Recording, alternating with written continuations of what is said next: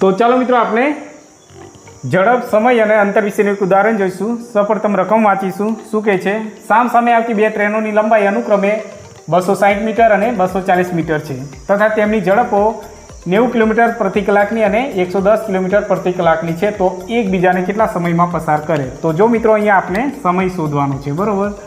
तो समय बराबर अंतर छेदमां झड़प।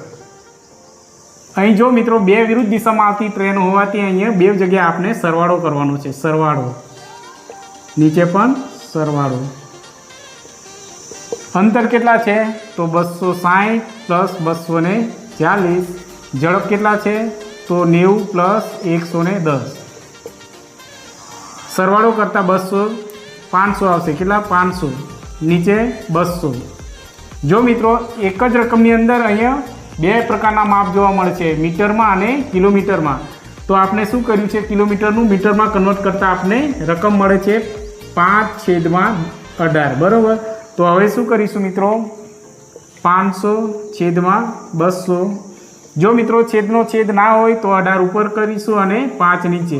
चलो जे उड़े तेने उडाड़ी देशुं। आ 0 आ 2 0 कट थशे। आ 5 9 2 18।